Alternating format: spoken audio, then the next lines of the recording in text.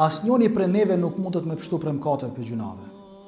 Thot pejgamberi alayhi wasallam, kullu bani adam khata wa khairu khata'in at-tawwabun, çdo biri Ademi të gjunaçar, por më i miri prej mesit tyne është ai i cili pendohet. Edhe unë lut Allahun subhanahu wa taala këtë hutbë këto. Secili i din veprat e veta, secili i din punët e veta, secili din ato mëkatet dhe gjunat e veta. Që tash me bon jetë? Me lutë Allahun subhanahu wa taala për zemrës tënde. Thonë o Allah, mos e bëj shkak që ndoshta unë e bëj disa mëkate, disa gjuna, ndoshta ato mëkate, gjuna të bën shkak që mu më shelen dyrt. Ja Allah, falem.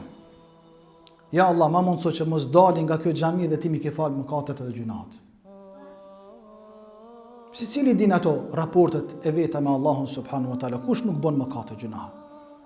Allah na i fal mëkatet gjunahet ya Rabbel Alamin. Allahu na bëj për atyre njerëzve të cilët pendohen sinqerisht dhe pastaj nuk i përsëritin të njëjtat mëkate dhe gjunahe. Ka thënë pejgamberi selam, më i miri për ju është ai i cili pendohet dhe kërkon falje, pastaj nuk kthehet njëta mëkate gjuna, domethënë m'ia dhën besën Allahut subhanahu wa taala. Sot